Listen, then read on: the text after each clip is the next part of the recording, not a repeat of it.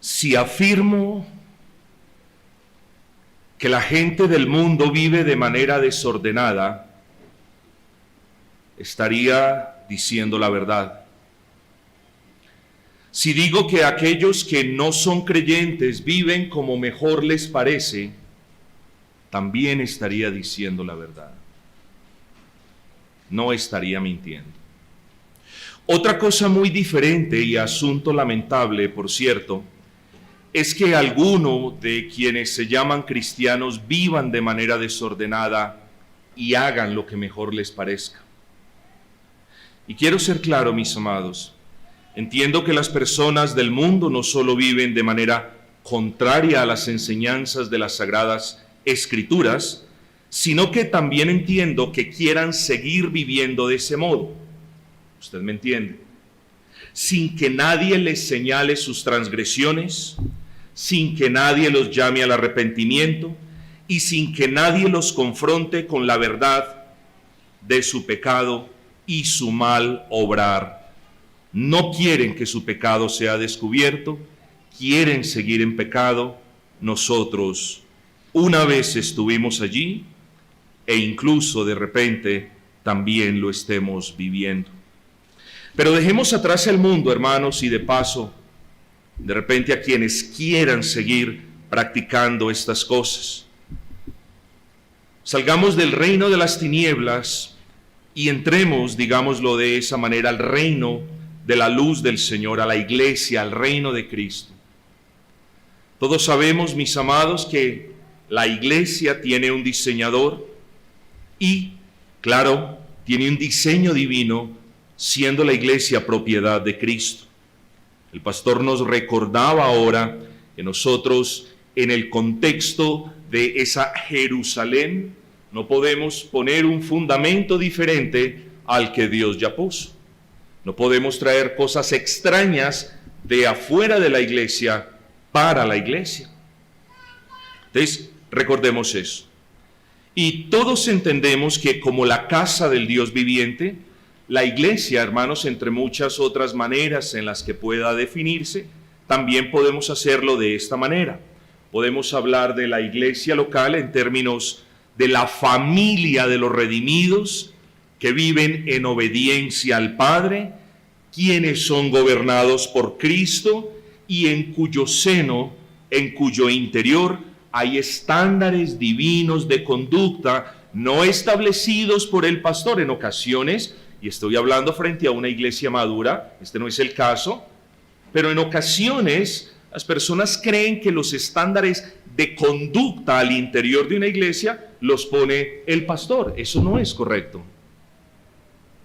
Hay estándares, dije, divinos de conducta. La palabra del Señor establece bajo qué estándares vivimos en el contexto de la iglesia local. Hay lineamientos éticos que de igual manera son establecidos por los mandamientos, por los preceptos, por los principios, por los ejemplos dignos de imitar que vemos en las Sagradas Escrituras. Y existen normas dadas por Dios que la diferencian de cualquier otra comunidad, asociación, corporación, asamblea, etc. Cuando hablamos de la iglesia, mis amados hermanos, hablamos de una familia de redimidos que voluntariamente, por la gracia del Señor, han abrazado a Cristo, que tienen el mismo espíritu, que tiran del mismo lado, que quieren lo mismo, hermanos. No somos fotocopias los unos de los otros, pero el milagro de la iglesia, mis amados, es que el Señor ha vertido sobre ella ese mismo espíritu, y entonces nosotros queremos una cosa: glorificar a Dios, no solamente de manera pública en la adoración, no solamente aunando esfuerzos para el avance del reino de Cristo, sino que queremos vivir de manera santa, de manera ordenada. ¿No es así, hermanos? Somos cristianos, sí, fallamos de repente en el intento y nos levanta el Señor, pero nosotros queremos vivir eso. Ninguno de los creyentes en esta congregación quiere vivir de manera desordenada. Ninguno lo quiere hacer. ¿O me equivoco? No, no me equivoco, hermanos. Los verdaderos creyentes queremos vivir de una manera que glorifique y honre al Señor. Pero El asunto es que cuando esos estándares se rompen, el asunto es que cuando esas normas se violentan al interior de la comunidad de los santos, el asunto es que cuando uno o varios miembros no andan de manera ordenada, ¿qué se genera, hermanos? Mis amados, regresemos un poco a Tesalonicenses cuando el apóstol Pablo le advertía a la iglesia de que se debían apartar de todo aquel que andase desordenadamente. La figura que tiene el apóstol Pablo en mente es la de un pelotón. El apóstol Pablo usa mucha terminología militar y es la de un pelotón que marcha de manera ordenada, todos diferentes, pero marchando de manera ordenada. Bueno, mis amados, cuando alguna persona no anda de manera ordenada, ¿qué se genera? Se genera desorden. Y es allí cuando los oficiales de la iglesia, principalmente los pastores, puestos allí para alimentar a los hermanos con palabra sana, buena y sazonada, es allí, hermanos, cuando los pastores que están allí para animarlos en su peregrinaje, para guiarlos también por las sendas de justicia, también tienen que estar allí para amonestar y para corregir e incluso para reprender el pecado, hermanos.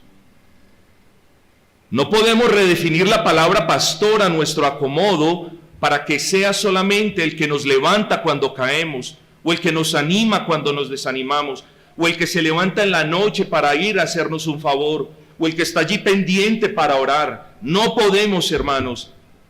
El ministro de Cristo tiene la obligación de estar allí para meter el dedo en la llaga y para señalarnos el pecado. Así no nos gusta, hermanos. Eso es parte del cristianismo. Pero no me malinterpreten, por favor. Los pastores no estamos allí para decirles a las ovejas cómo vivir. Para eso está la palabra del Señor. Pero aquello para lo que sí estamos, repito, es tanto para animarlos y guiarlos, como para amonestarlos y corregirlos. Y la iglesia debe tener eso en cuenta, hermanos queridos, porque los pastores, por favor, entiéndanos aquí, es un poco difícil para un pastor hablar de su mismo oficio. Es incluso desafiante para un ministro a hablar en una iglesia que no es la suya a otros ministros, pero hay que decirlo, hermanos, y por favor, es una súplica que yo les hago a ustedes: entiendan a sus pastores, porque ellos han de dar cuenta a Dios por la manera en la que usted vive. En ocasiones parece que los creyentes quisieran que se les dejara en paz, que no les dijeran cómo vivir. Pero por eso somos ovejas y por eso el Señor en su divino designio estableció pastores. No para que los cansen ni los carguen. Eso allá afuera, de donde vinimos nosotros, ¿no es así? Para que nos roben, para que nos maltraten, para que nos ultrajen, para que nos usen y para que nos abusen. No, hermanos, en una iglesia bíblica los pastores están para lo opuesto, pero recuerden que ellos dan cuentas a Dios por la manera como usted anda. Entonces vaya teniendo en mente el pasaje de Ezequiel. Ahora, todo lo anterior nos trae a este punto.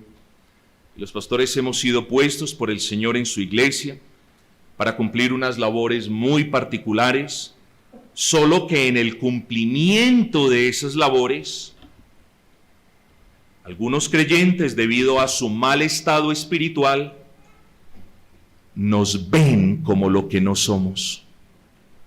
Repito, solo que en las labores pastorales, algunos creyentes, debido a su mal caminar en Cristo, debido al pecado que no han dejado, nos ven como no somos.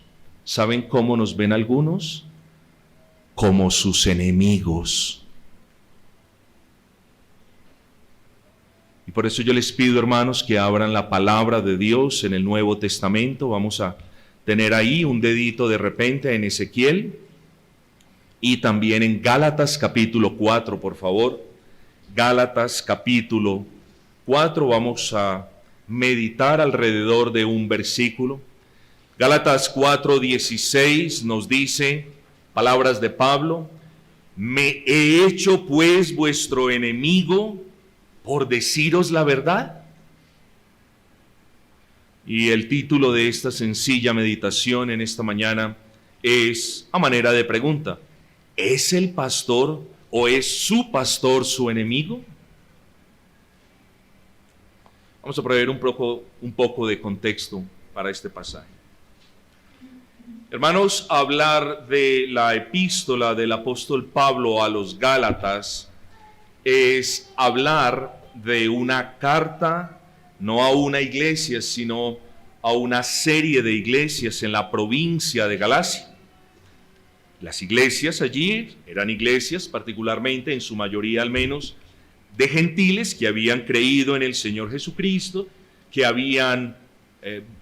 sus ojos habían sido abiertos, su corazón ensanchado, su necesidad puesta al descubierto, y también habían sido convencidos por el Espíritu Santo de que en Cristo y solo en Él había perdón de pecados.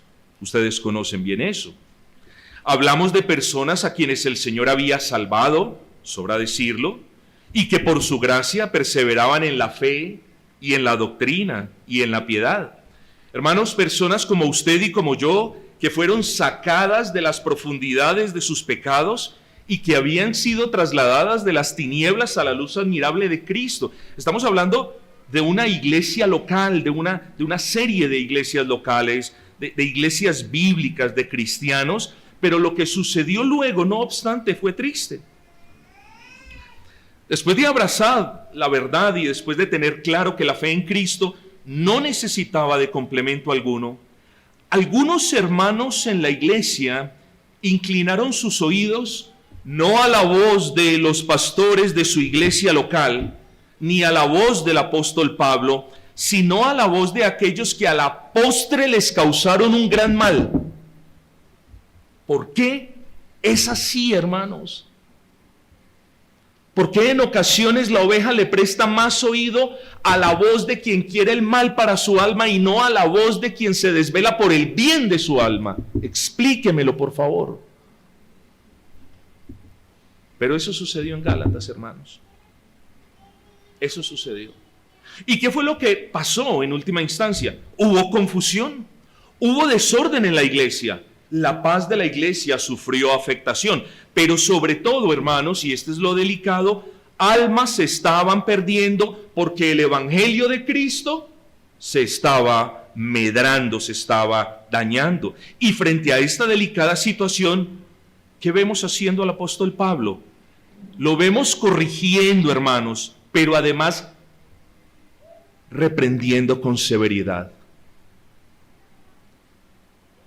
Oh Gálatas insensatos. Palabras fuertes, hermanos. Allí estaba el apóstol Pablo haciendo uso de palabras quizás muy fuertes para muchos, pero de palabras que a la postre buscaban un bien mayor, el beneficio de las almas, la paz de la iglesia y sobre todo la gloria de Dios. Hermanos, Pablo no estaba corrigiendo la iglesia porque no tuviera nada mejor que hacer. Por el contrario, Pablo estaba corrigiendo a los hermanos porque precisamente eso era lo más importante para hacer en ese momento. Hermanos queridos, hay tiempo, dicen las Sagradas Escrituras, hay tiempo para vivir, para morir, para recoger, para esparcir, ¿no es así? Bueno, estos no eran tiempos para que Pablo les dijera: los amo en Cristo, sino insensatos. Estos no eran tiempos para que Pablo les dijera: muy bien por lo que han hecho, siervos fieles, sino: oh Gálatas insensatos, ¿quién os fascinó para no obedecer la verdad? Estos eran tiempos, hermanos, de corrección, de reprensión, y por ello Pablo no podía ser visto como lo que no era. Pablo tenía que ser visto como lo que era. No importa lo que estaba haciendo, Pablo era el amado de ellos, como lo vamos a ver más adelante, hermanos. Hermanos, ustedes, y lo que yo quiero es que ustedes vean que las labores de Pablo no se limitaban a animar, sino que en este caso incluían la corrección e incluso la reprensión. Hermanos, el asunto es que entre tanto los pastores animen a los hermanos y estén allí para ellos, y mientras los hermanos sean consolados y otros ayudados, u otros guiados con paciencia y ternura, los pastores, hermanos, somos excelentes. Somos los mejores pastores de todas las congregaciones. Mientras contestemos el teléfono por la noche, mientras salgamos de repente a visitar a un hermano, mientras estemos allí para recoger, para levantar al otro, mientras, hermanos, con gozo, con gratitud, porque a eso el Señor nos ha llamado, estemos allí para una familia. Mi pastor es el mejor, dicen muchos. Otros dicen, qué bendición es mi pastor. Pero cuando en el ejercicio de las funciones que Dios les ha asignado, esos mismos pastores tienen la obligación de reconvenirlo, de corregirlo, de amonestarlo o de reprenderlo, ahí muy a menudo esos pastores que solo buscan el bien de sus almas, de repente cesan de ser vistos como mis amados pastores. Y comienzan, como sucedió en Gálatas, a ser vistos como mis enemigos. ¿Sí notaron? En el momento en el que llega la reprensión a causa de su pecado, en el momento en el que llega la amonestación a causa de su maldad, ahí ya nuestros pastores ya no son tan hermosos como la semana pasada. Ya no son tan bellos como yo creía. ¿Por qué cambió su manera de verlos? ¿Porque lo reprendió? ¿Porque le metió el dedo en la llaga? ¿Porque está buscando un bien para su alma? Eso es tan tonto como ir al médico con un dolor y decirle, usted no busca el bien para mí, cuando inserta el bisturí y nos causa dolor. Por supuesto que está buscando el bien para nosotros, hermanos.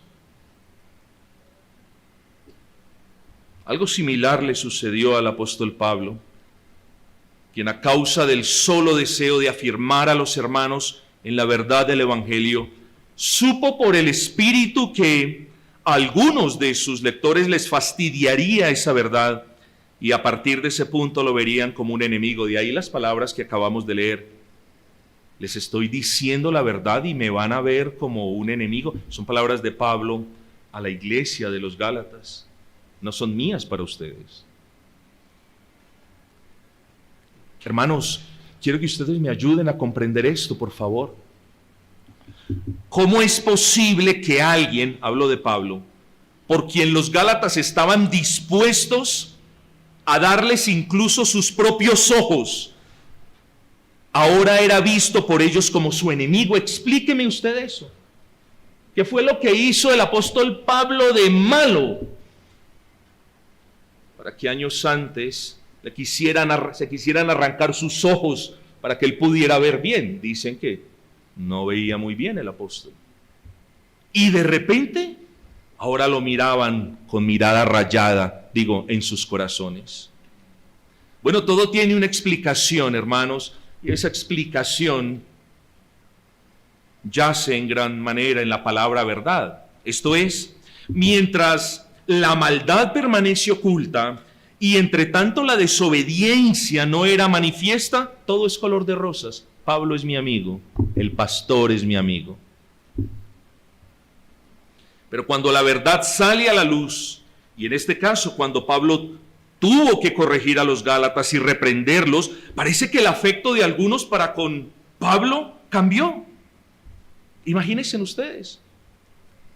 Hermanos, no quiero que este sermón se convierta en una apreciación personal del oficio pastoral, pero yo al principio, yo no podía comprender cómo una persona que me decía, pastor, lo amo en el Señor, gloria a Dios por su vida, de un momento a otro me estuviera condenando. Yo no entendía eso. Uno con el paso del tiempo se da cuenta, primero, que eso lleva a una obra de Satanás ya funcionando por algún tiempo, y segundo, que nosotros los pastores somos amigos de algunos, entre tanto no nos metamos con su pecado. Entre tanto le acariciemos su pecado, somos amigos. Pero cuando lo señalamos y lo tratamos de corregir por el bien de su alma, entonces de repente ya no somos amigos. ¿Una amistad basada en qué? ¿En que yo sea cómplice o el pastor sea cómplice de su pecado, hermano? ¿En eso se basa la amistad de algunos? Entre tanto seamos cómplices de lo que usted no hace bien, ¿somos amigos? ¿O la amistad es en la verdad? Usted me responde o respóndase en su corazón. Entonces, hermanos, si su afecto para con sus pastores es genuino y sincero, como debe serlo, y es bíblico como debe serlo, y es desinteresado como debe serlo, si es verdaderamente espiritual, si está empotrado en la palabra de Dios, entonces yo le ruego, hermanos, por favor, cuando usted sea reprendido, corregido, exhortado, amonestado o reprendido por ellos, su amor no debe mermar. Si su amor es verdadero, si su amor es falso, usted ya sabe lo que va a pasar. Comienzan los susurros en el corazón. Ese hombre es malo, ese hombre no entiende. Pero si su amor es verdadero, su amor va a aumentar, se va a fortalecer. Y así será porque usted entiende que ellos no solo están haciendo lo que Dios los ha llamado a hacer, sino que entiende el por qué ellos lo han corregido a usted. Por amor a su alma. Por el contrario, si cuando los creyentes son corregidos por sus pastores, pronto cambian el cariño para con ellos por resistencia hipócrita. Espero que no sea el caso, por cierto. Alguien me preguntaba ayer si a mí los pastores me pedían que predicara de un texto o de... Yo le dije, no, hermanos. Los pastores son libres de predicar lo que el Señor siembra en sus corazones cuando van a Pereira, y yo tengo la libertad. Nunca a mí se me ha pedido de hablar de algo. Primero, segundo, Dios me guarde de estar en un púlpito devolviendo las bendiciones que los pastores me han dado en Pereira. Yo estoy aquí con convicción, hermanos. Y hermanos, mis piernas tiemblan, pero si usted está aquí es porque es consciente de que Dios está en nosotros, con nosotros, por nosotros, y sobre todo de que en este punto del culto público usted está escuchando palabra de Dios dicha en el nombre del Señor, así que abrácela también.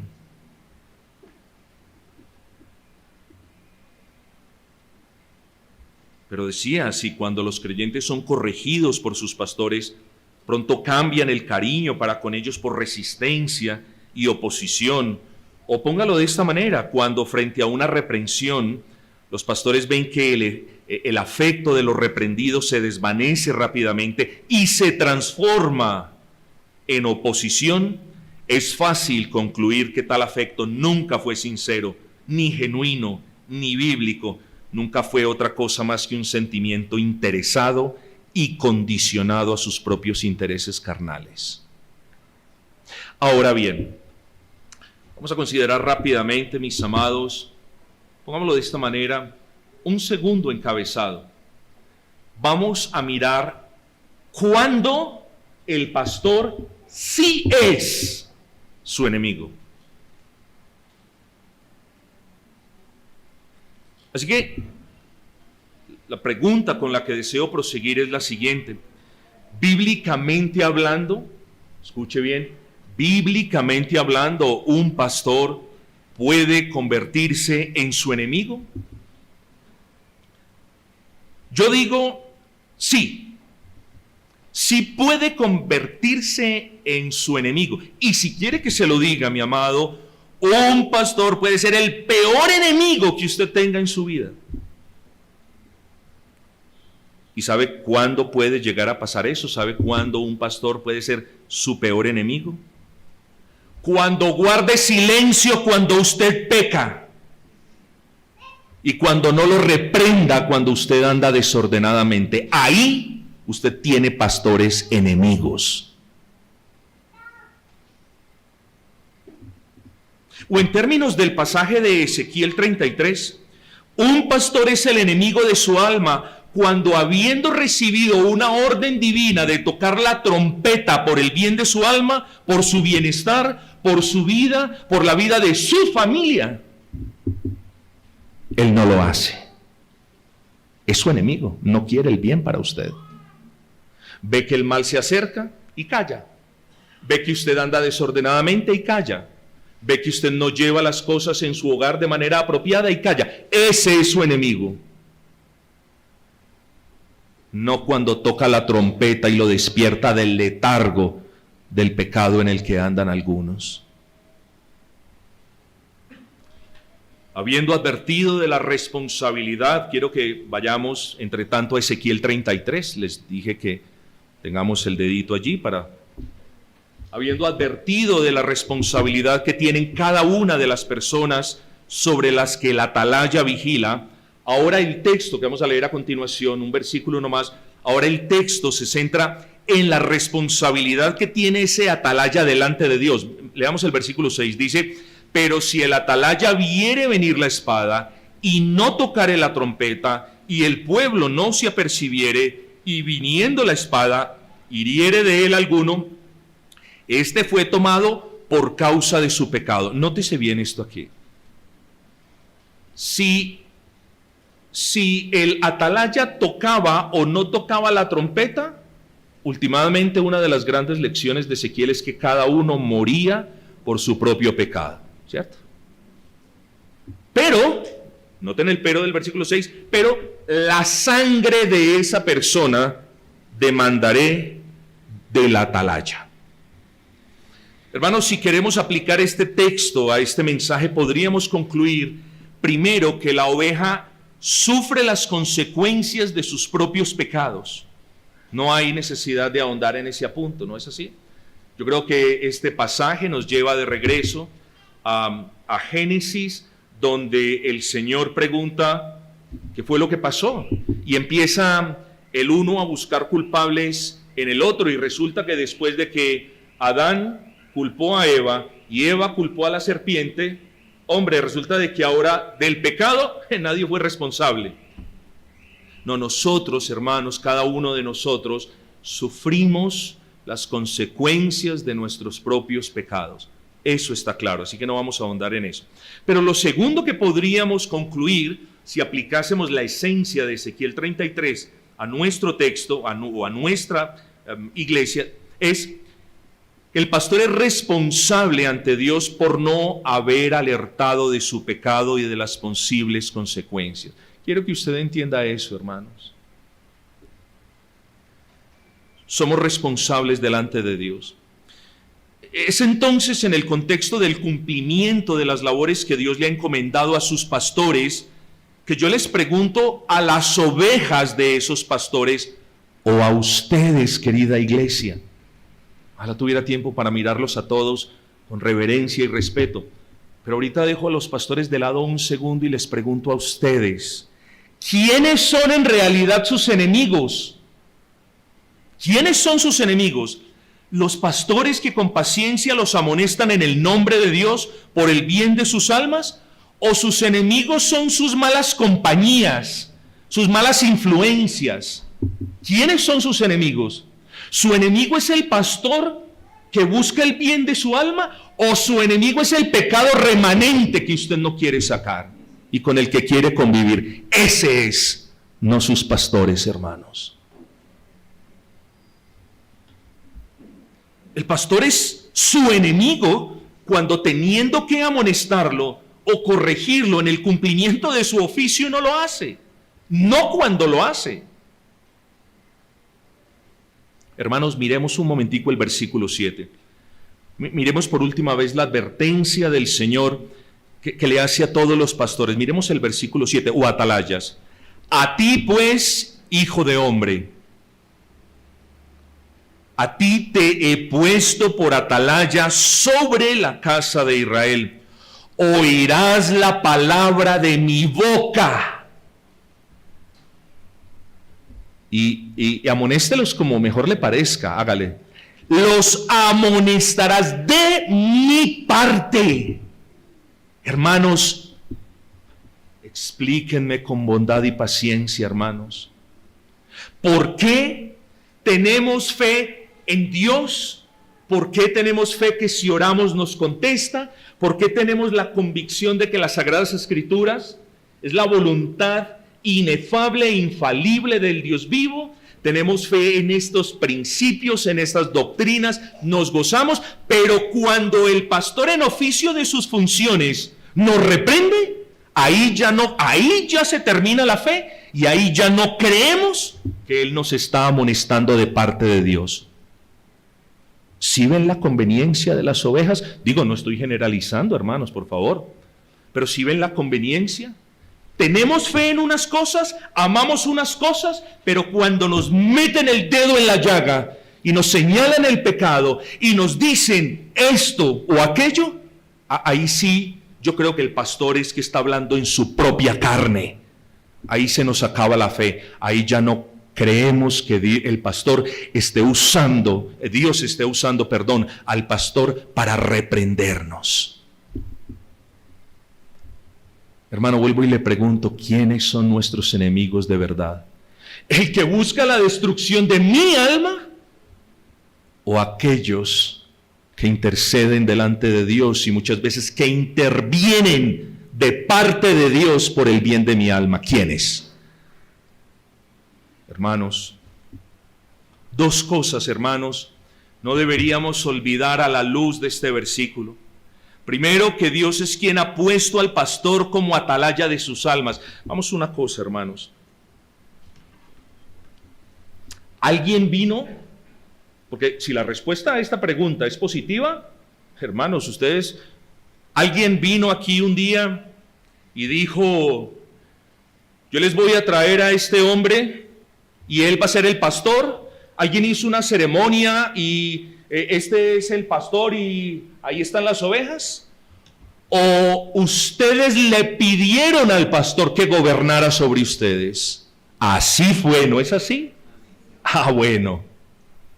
Si aquí hubiese un hombre que se hubiese puesto por encima de las ovejas, si hubiera autodenominado pastor, o que hubiese sido nombrado pastor por otro personaje, entonces uno diría, no, fue la iglesia, eso se llama gobierno por consentimiento.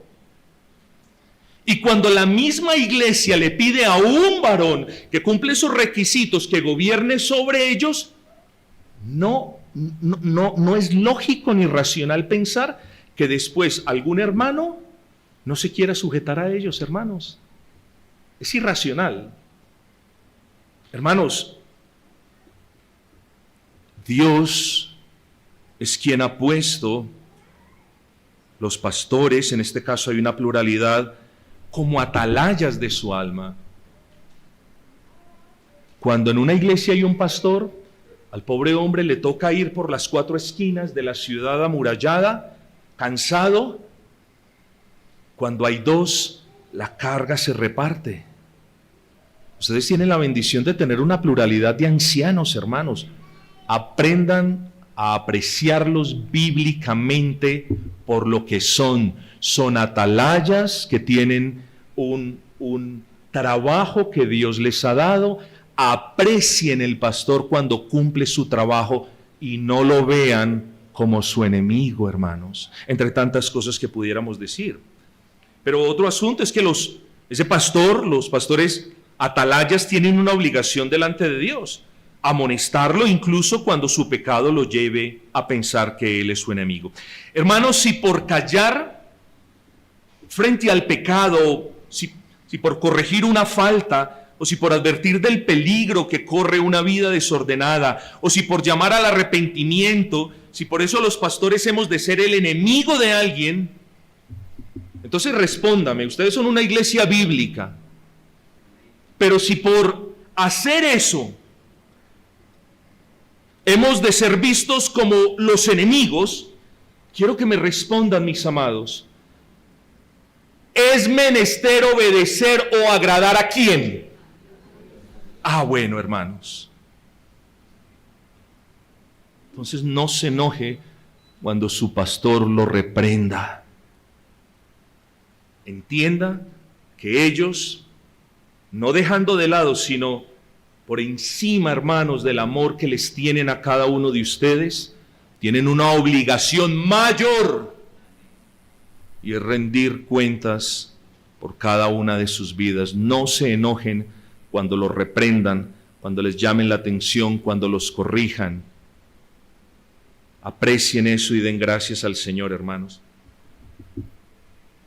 Alguien dijo, hermanos, amar a las ovejas implica en ocasiones sufrir por ellas, hablarles la verdad y actuar para su bien eterno, aunque eso cueste afecto humano. ¿Sí me comprendió eso?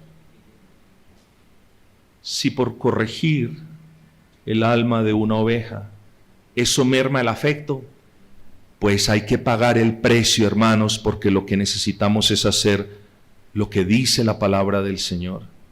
Y no buscamos aprecio ni gratitud. Uy, pastor, tan chévere que me regañó o me amonestó. No, yo sí que lo disfruté. Digamos las cosas como son. Aprenda, por favor, cultive gratitud el día que eso suceda, mis hermanos.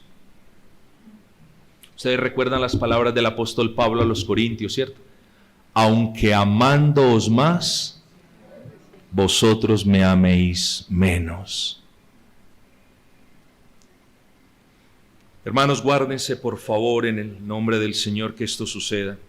Así que tener una trompeta para alertar es bueno, pero tener a alguien que toque la trompeta apropiadamente es mejor, hermanos. Porque un toque inapropiado de trompeta confunde al pueblo. Usted sí sabía, ¿cierto? Que los toques de trompeta eran particulares. Entonces, hermanos, damos gracias al Señor por la palabra, por esa trompeta que nosotros usamos, pero den ustedes gracias al Señor por quienes tocan bien esa trompeta. Y cuánta responsabilidad, hermanos, ovejas del Señor, todos amigos, cuánta responsabilidad tienen ustedes delante de Dios. Vuelvo y repito, porque tienen 2 atalayas en vez de 1. Aprecien a sus pastores, ámenlos, ayúdenles, valórenlos y jamás permita que quien es verdadero enemigo de su alma, es decir, quien de manera pintoresca se sienta en el hombro a susurrarnos, ese es su enemigo. Jamás permita que ese enemigo de su alma lo haga creer que uno de sus pastores no busca el bien para usted. Aunque ellos no se lo digan, y no es que sea necesario hacerlo, mis amados, los pastores los ven a ustedes como sus hijos. Por lo que le pregunto, ¿qué padre querrá ser enemigo de su propio hijo a quien ama? Si hay un mensaje claro e inequívoco de que usted le importa a su pastor, es cuando él, quizás después de haber llorado a solas por su pecado y necedad, se acerca con temor a reprenderlo. Lo único que nosotros vemos es la manera, el modo. Me alzó la voz, no me sonrió cuando me habló. Esas susceptibilidades inmaduras, hermanos.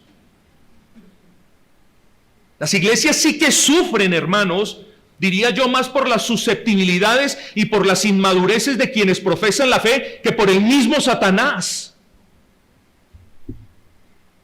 Hermanos, no lo reprendo, porque, hermanos, debemos madurar como cristianos. Ya les dije, hermanos, ningún padre, usualmente nosotros, hermanos, los pastores, no le estamos diciendo a las ovejas, hola hijos amados, no, hermanos, pero esa relación filial, digámoslo así, está presente en la relación pastor y ovejas, hermanos, así que de la misma manera como usted nunca vería a su papá o a su mamá con malos ojos por buscar el bien de su alma, no vea a sus pastores con malos ojos. Respóndame, hermanos, ¿Cuándo nosotros vimos a nuestro papá y a nuestra mamá con malos ojos? Cuando ellos nos corregían, pero la mundanalidad se apoderaba de nosotros. No quiere que yo sea feliz. ¿Por qué no me deja expresar mi libertad? Hermanos, no es que nosotros no querramos que usted goce de las libertades en Cristo. Es que usted ha hecho una profesión de fe creíble y ha sido admitido en el seno de la iglesia. Y por la gloria del Señor, nosotros, hermanos, debemos preservar el orden en la iglesia. Bueno, mis amados, así que vamos empacando de a poquitos para acercarnos poco a poco al final. Enemigo no es el pastor que lo reprende, sino el que, comisionado por Dios para que toque la trompeta y lo despierte, no lo hace. Ese es su enemigo. Hay un dicho en Inglaterra, mis amados hermanos, que es "Don't shoot the messenger". No le dispare al mensajero. ¿Sí me entendieron eso? Ahí se los dejo como tarea. No le disparen a los mensajeros, mis amados. No levanten sus manos contra los mensajeros. Si ningún cristiano jamás se atrevería a ver a Dios como su enemigo, cuando Él lo disciplina, pues está escrito: el Señor al que ama, disciplina y azota a todo aquel que tiene por hijo. ¿No es así? ¿Cuál es la razón? Sí, nunca nos atreveríamos a ver a Dios como nuestro enemigo. Sí, ¿cierto que no? Ninguno de nosotros tiene la valentía para ver a Dios como su enemigo, porque en realidad no lo es. Ahora sí, ¿de dónde sacan algunos el coraje para ver a los pastores que Dios ha puesto como sus enemigos? ¿Sí notaron el punto? En ocasiones, algunas personas son de doble rasero. Oh, bendito Dios, gracias por esto. Y al pastor que es el mensajero, que habla en el nombre de Dios para el bien de su alma, ese sí es anatema. ¿Cómo podemos hacer eso, mis amados? Hermanos, lo entendemos. Dicen las Sagradas Escrituras que las palabras de los sabios son como aguijones y como clavos hincados son los maestros de las congregaciones, las palabras de los maestros de las congregaciones dadas por un pastor. Así que, hermanos,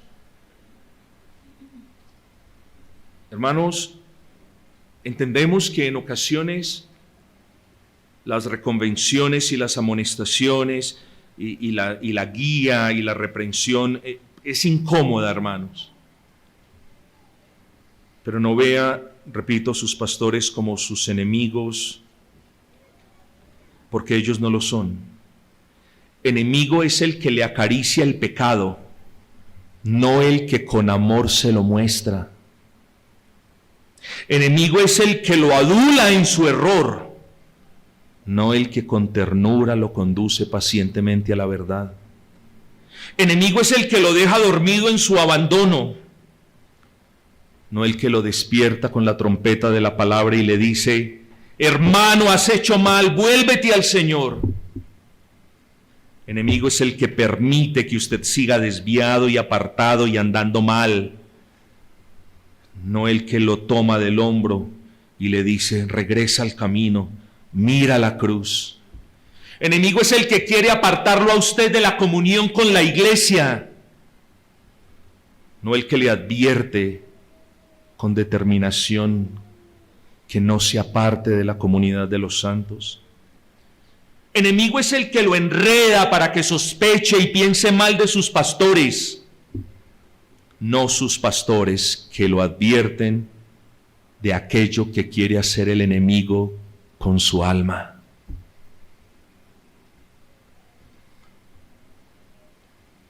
Hermanos, hasta el cansancio lo voy a repetir.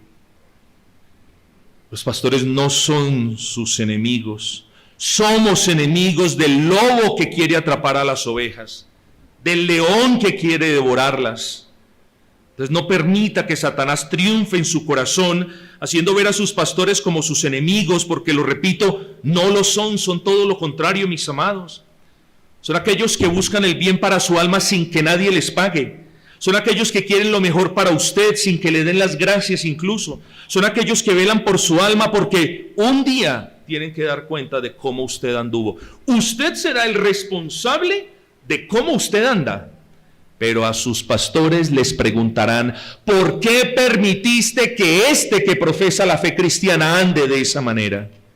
Entonces no se ofendan con las reprensiones, con los llamados de atención, con las correcciones. Hermanos, movámonos hacia la conclusión.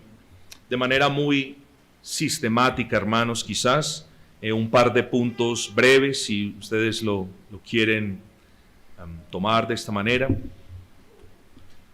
Cuando el pastor lo corrige o lo exhorta a que cambie una mala actitud, por ejemplo, o le llama la atención por un comportamiento que no es el apropiado de un cristiano, hermanos, con temor les digo, no desprecie su reprensión, aunque esa reprensión sea áspera. Nunca, hermanos, se deje ganar el pulso por Satanás pensando, bueno, sí, es verdad, yo me desordené un poco, pero, es que el pastor fue un poquito áspero. Hermanos, ya hablamos de eso. Dejemos de lado las susceptibilidades de los niños, a quienes el papá y la mamá les tienen que hablar de una manera y con cierto tono para que no se ofendan. Esto no es un jardín infantil, es una iglesia hecha y derecha de Cristo.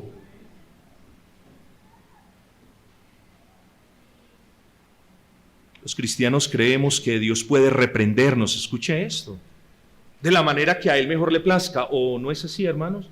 ¿No creemos nosotros los creyentes que Dios puede en su soberano proceder reprendernos como mejor le parezca?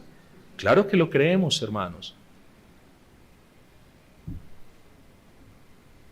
Y si bien unas veces nos corrige con el rigor de su vara, mediante providencias adversas que nos traen de rodillas delante de Él, porque entre otras cosas, si así no lo hace, no confesamos nuestros pecados. Entonces, si bien en algunas veces nos da vara y nos trae de rodillas delante de la cruz, otras veces, muchas veces, la mayoría de las veces, diría yo, lo hace por medio de los pastores de la iglesia local, mis amados. Despreciar la autoridad y la dedicación con la que los pastores de la iglesia local lo corrigen es despreciar eso que Dios determinó, y eso, hermanos, en última instancia es despreciar la manera en la que Dios desea corregirlo. ¿No le ha pasado a usted, padre de familia, que usted, no queriendo de repente disciplinar a su hijo, empieza de menos a más? Empieza, argumenta, trata de convencerlo, le dice de una manera, le dice de otra, vuelve y le repite, y llega un momento donde ya no hay más. Bueno, hermanos, en ocasiones, algunas de las fuertes disciplinas que recibimos con la vara misma de Dios se debe a que no apreciamos ni atendimos la reprensión de los pastores de la iglesia local. Entonces aprecie, hermanos, y reconozca que aquellos a quienes Dios usa para corregirlo, incluso para reprenderlo, solo son mensajeros. No levante su mano contra ellos. Hermanos, ¿por qué ha de levantar la mano contra sus pastores? Y digo, no porque usted nos vaya a sacar un bate o le vaya a sacar un puñal o qué sé yo, pero es que ojalá nos hicieran eso, hermanos. Ojalá, hermanos, al pastor le sacaran un puñal, uno ya miraría cómo se defiende. Pero, hermanos, en ocasiones los pastores no tenemos chance de defendernos porque los puñales y el odio brotan del corazón. Entonces, ¿uno cómo se defiende, hermanos? De los mismos que profesan la fe cristiana. Explíqueme ustedes. Pero no vamos a hablar de eso. Nosotros somos la iglesia del nuevo pacto, hermanos. Aquí no se matan pastores. Aquí no se habla mal de pastores. Aquí no se asesinan pastores. Porque hablar mal de mis pastores es hablar mal del Dios que los puso sobre nosotros, hermanos. Nosotros no somos esa iglesia típica del Antiguo Testamento que cuando llegaba un mensaje de parte de Dios, vamos a matarlo. Zacarías, hijo de Joiada, fue asesinado a pedradas en el atrio de la casa del Señor. ¿Por qué? Por reprender al pueblo. Segunda de Crónicas 24:20. Léalo usted, no lo vamos a leer ahora. ¿Y qué de Urías, hijo de Semaías? Fue un profeta que habló en contra del pecado de Jerusalén. ¿Y qué? Fue, hermanos, es una locura. Se escondió, fue a Egipto y el rey Joacim lo mandó a traer de Egipto y lo traspasó a espada. Jeremías 26:20, léanlo. ¿Por qué? Porque no querían que las personas se metieran con el flagrante y rampante pecado del pueblo. O Jeremías, golpeado y encarcelado por denunciar el pecado del pueblo. Hermanos, el punto es, no levante por favor su mano contra el pastor de su iglesia local, hermanos. No lo asesine, no hable de él. Segundo, también lo digo con cuidado y respeto. Quiere que me preste atención a esto, hermanos. Una persona sabia jamás medirá el amor que el pastor le tiene a su alma por la suavidad de su voz. ¿Sí entendió lo que le dije?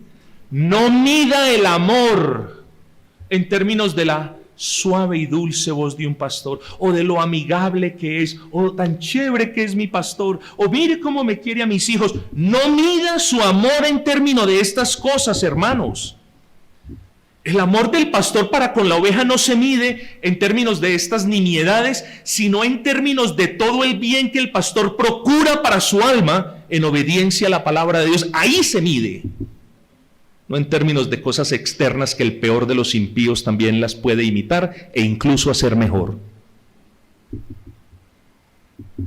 Tercero, la legitimidad y la profundidad bíblica del afecto que usted siente por sus pastores no es probado tanto cuando usted anda en santidad como sí lo es cuando usted peca.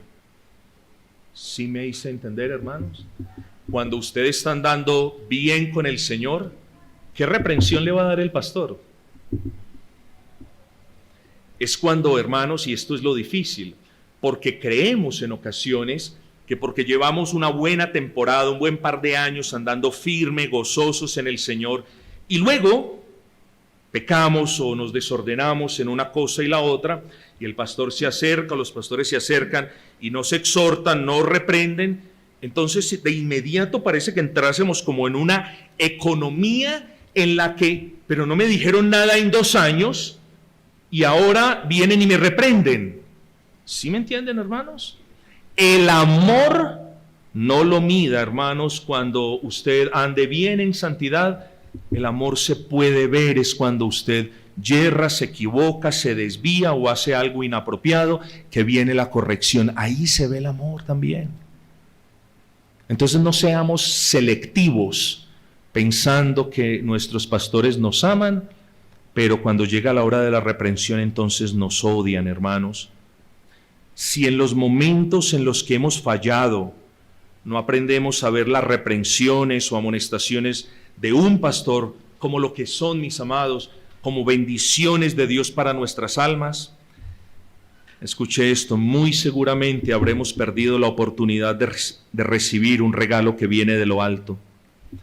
Un aviso a tiempo, hermanos, una señal de alerta, un día que salga de los labios de su pastor, puede librarlo a usted de mucho dolor, hermanos.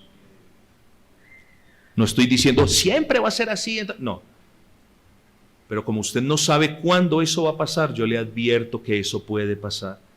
Una palabra hoy que que brota del corazón de su pastor, aunque a usted no le guste, a causa misma del pecado, puede salvar su vida mañana, hermanos.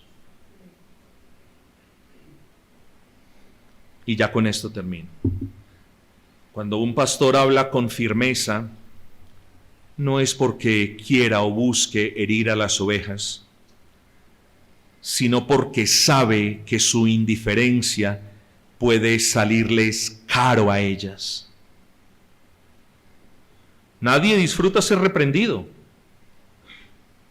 pero tampoco los pastores disfrutan reprendiendo. Uy, llegó la hora de reprender. Esta sí es la mejor de la semana.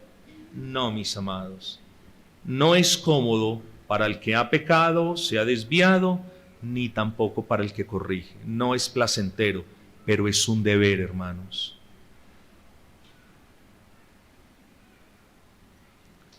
Pero la reprensión hay que traerla, y ya lo dijimos, porque buscamos la gloria de Dios, porque es necesario mantener el orden en la iglesia, pero claro, por el bien de su alma.